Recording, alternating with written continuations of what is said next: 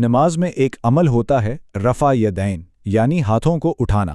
اس کے حامی کہتے ہیں کہ یہ نبی اکرم صلی اللہ علیہ وسلم کی زندگی کا ایک مستقل حصہ تھا، یہاں تک کہ ان کی وفات تک۔ لیکن کیا ہو اگر اس دعوے کی سب سے بڑی دلیل ہی کمزور نکلے؟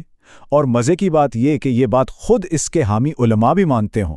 چلیں ذرا اس دلچسپ معاملے کی گہرائی میں اترتے ہیں۔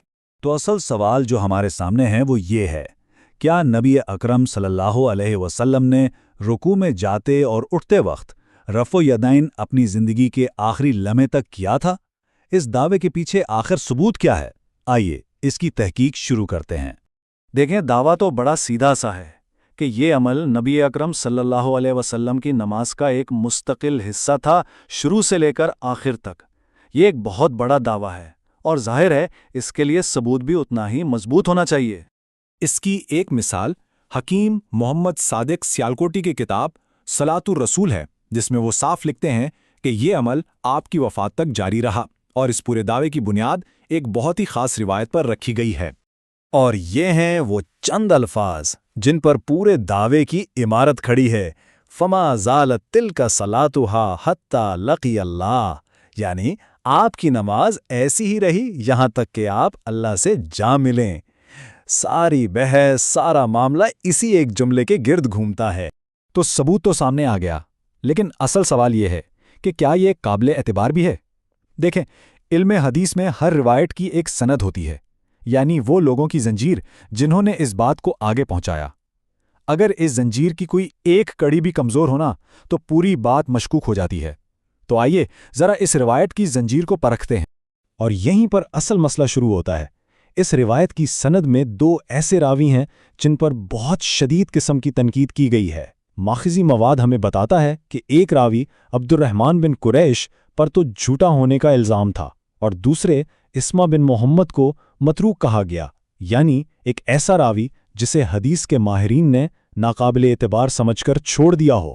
یہ تو اس روایت کی بنیاد پر بہت ہی سنگین سوالات کھڑے کرتا ہے۔ اور اب کہانی میں ایک حیران کن موڑ آتا ہے۔ اس روایت پر سب سے سخت تنقید کسی اور نے نہیں بلکہ خود اہل حدیث مکتبہ فکر کے بڑے بڑے علماء نے کی ہے، یعنی وہی مکتبہ فکر جو اکثر اس روایت کو اپنی دلیل کے طور پر پیش کرتا ہے نا دلچسپ بات؟ مثال کے طور پر شیخ عبدالرؤف سندھو بالکل صاف الفاظ میں کہتے ہیں کہ یہ اضافی جملہ سخت ضعیف ہی نہیں بلکہ باطل ہے، کیونکہ اس کی سند میں دو متہم راوی ہیں۔ یہ ایک بہت ہی دو ٹوک اور واضح فیصلہ ہے۔ اور بات یہیں ختم نہیں ہوتی۔ شیخ عقیل احمد نہ صرف اسے باطل قرار دیتے ہیں بلکہ ایک اور بڑا سوال اٹھا دیتے ہیں کہ انہیں تو یہ روایت امام بیہقی کی کتابوں میں ملی ہی نہیں۔ اب شک صرف سند کی کمزوری پر نہیں رہا بلکہ روایت کے وجود پر ہی ہونے لگا ہے۔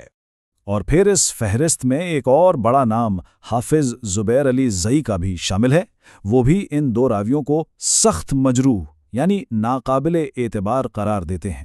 جب ایک ہی مکتبہ فکر کے اتنے بڑے محققین ایک ہی نتیجے پر پہنچ رہے ہوں تو یہ بات واقعی بہت وزن رکھتی ہے۔ یہ معاملہ اس وقت اور بھی پیچیدہ ہو جاتا ہے جب ہم دیکھتے ہیں کہ حافظ زبیر علی زئی جو اس روایت کے اتنے بڑے ناقد تھے، وہ خود ان علماء کے شاگرد تھے جو اسے دلیل کے طور پر پیش کیا کرتے تھے، جیسے کہ شیخ بدیع الدین راشدی۔ اس سے اندازہ ہوتا ہے کہ اس روایت پر خود اس مکتبہ فکر کے اندر کتنا زیادہ اختلاف اور ابہام موجود رہا ہے۔ جب یہ بات سامنے آئی کہ یہ روایت امام بیہقی کے مشہور کتاب سنن کبریٰ کے چھپے ہوئے نسخوں میں تو ہے ہی نہیں، تو ایک نیا طوفان کھڑا ہو گیا۔ الزام یہ لگا کہ کسی نے جان بوجھ کر اسے کتاب سے نکال دیا ہے، یعنی ایک بہت بڑی علمی خیانت کی گئی ہے۔ یہ الزام کتنا سنگین تھا اس کا اندازہ حکیم محمود سلفی کے اس بیان سے لگایا جا سکتا ہے۔ انہوں نے اس مبینہ حرکت کو یہودیوں کے اس گناہ سے تشبیہ دی کہ وہ اپنی کتابوں میں رد و بدل کر دیا کرتے تھے۔ یہ ایک بہت ہی سنگین الزام تھا۔ تو پھر سچائی کیا تھی؟ کیا واقعی ایک علمی خیانت ہوئی تھی یا کہانی کچھ اور ہی تھی؟ کیا یہ روایت کبھی سنن کبریٰ کا حصہ تھی بھی یا نہیں؟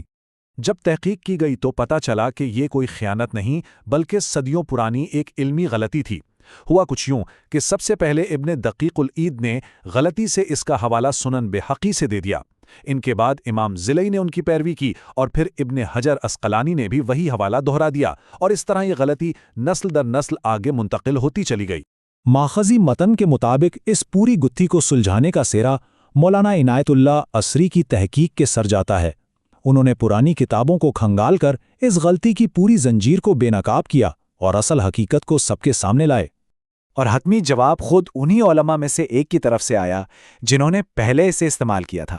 شیخ بدیع الدین راشدی نے بعد میں وضاحت کی کہ یہ روایت سنن کبریٰ میں ہے ہی نہیں، بلکہ امام بیہقی کی ایک دوسری کم مشہور کتاب الخلافیات میں موجود ہے۔ تو قصہ مختصر بات یہ نکلی کہ حدیث کو ہٹایا نہیں گیا تھا، یہ محض ایک حوالے کی غلطی تھی جو نسل در نسل چلتی آ رہی تھی۔ معاملہ حل ہو گیا۔ تو جب یہ ثابت ہو گیا کہ روایت خود بھی کمزور ہے اور اس کا حوالہ بھی غلط دیا جا رہا تھا، تو سوال یہ اٹھتا ہے کہ اسے دلیل کے طور پر استعمال کرنے کا کیا مطلب ہے؟ جیسا کہ مولانا داؤد ارشد کہتے ہیں، ایک من گھڑت روایت سے دلیل پکڑنا علمی دیانت کے خلاف ہے اور علم کو چھپانے کے برابر ہے۔ لیکن اس سب کے باوجود حیران کن طور پر ماخذی متن کئی ایسے بڑے علماء کی فہرست دیتا ہے جس روایت کو اپنی تحریروں میں استعمال کرتے رہے، حالانکہ ان کے اپنے ہی مکتب فکر کے محققین اسے باطل اور من گھڑت قرار دے چکے تھے۔ آخر میں یہ پورا معاملہ ہمیں ایک بہت بڑے اور اہم سوال پر لا کھڑا کرتا ہے۔ جب کسی عمل کی بنیاد ایک ایسی دلیل پر ہو جو ہر طرف سے متنازع ہو، تو یہ ہمیں اپنے عقائد اور اعمال کی بنیادوں کو خود پرکھنے اور ان پر تحقیق کرنے کی کتنی بڑی ذمہ داری کی طرف متوجہ کرتا ہے۔